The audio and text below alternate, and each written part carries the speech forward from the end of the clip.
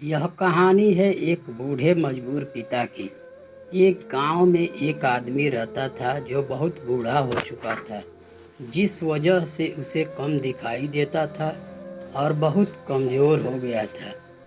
इसलिए अपनी बची खुची ज़िंदगी अपने बेटे के साथ बिता सके, इसलिए शहर में रह रहे अपने बेटे के घर रहने चला गया। बेटा एक शहर के छोटे मकान में रहता था। मकान तो उसका छोटा था, लेकिन उसके अंदर जो चीज़ें थी वह महंगी थी।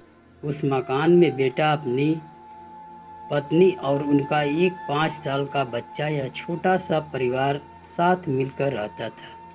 बूढ़े पिता के आने से उनके परिवार का एक सदस्य और बढ़ गया। यह पूरा परिवार रोज सुबह शाम डाइनिंग टेबल पर साथ में खाना खाया करता। बूढ़ा पिता अपनी कमजोरी के चलते हमेशा खाने की चीज़ें नीचे गिराता रहता और कई बार कांच के बर्तन टूट भी जाया करते। कुछ दिनों तक तो बहू और बेटे ने यह सब सहन किया, लेकिन बाद में वे दोनों बूढ़े की ऐसी हरकतों से चिढ़ने लगे। एक दिन बेटे ने कहा कि ऐसा कब तक चलेगा, हमें कुछ करना पड़ेगा। उसकी पत्नी भी इस बात से सहमत हुई। अगले दिन बेटा कहीं से एक पुराना मेज लेकर आया और घर के एक कोने में उसे लगा दिया और अपने पिता से कहा कि आप यहीं पर बैठकर खाना खा लिया कीजिए। उन्होंने एक लकड़ी का बर्तन भी बनाया जिसमें वे अपने बूढ़े बाप को खाना देने लगे। अपने कांच के कीमती बर्तन बचाने के लिए अपने बूढ़े बाप को लकड़ी का बर्तन देने में उन्हें जरा भी शर्म नहीं आई। अब खाने का समय जब होता तो बूढ़ा बाप एक कोने में बैठकर खाता और बाकी का परिवार डाइनिंग टेबल पर खाना खाया करता। डाइनिंग टेबल पर बैठे बैठे दोनों पति पत्नी कभी कभी अपने बूढ़े बाप की तरफ देख लिया करते।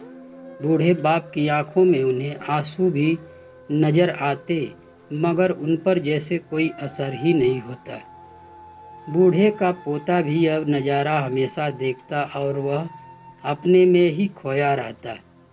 एक दिन जब पति पत्नी डाइनिंग टेबल पर बैठकर खाना खा रहे थे, तब उनका बच्चा जमीन पर बैठकर कुछ कर रहा था। उन दोनों ने बच्चे के हाथ में लकड़ी का टुकड़ा देखा, लेकिन उन्हें कुछ समझ में नहीं आया कि बच्चा लकड़ी के टुकड़े के साथ क्या कर रहा है।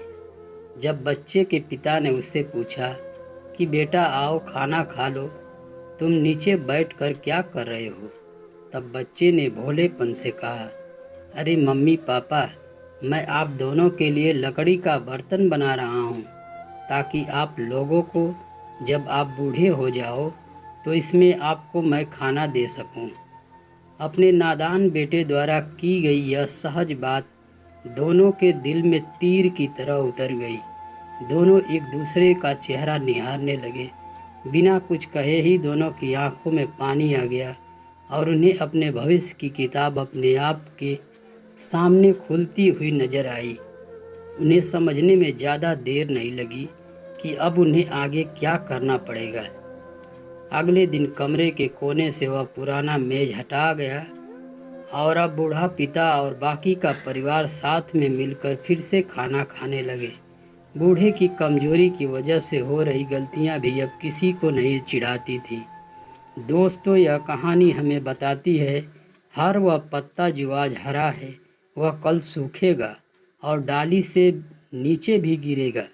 इसलिए हमें अपने बड़े बुजुर्गों का हमेशा ख्याल रखना चाहिए और हमें हमारे माता पिता और बुजुर्गों के साथ वैसा ही व्यवहार करना चाहिए जैसा हम चाहते हैं कि हमारे बूढ़े होने के बाद हमारे बच्चे हमारे साथ करें।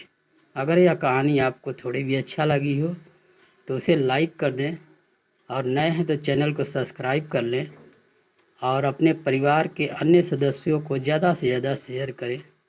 मिलते हैं नेक्स्ट वीडियो में, तब तक के लिए धन्यवाद।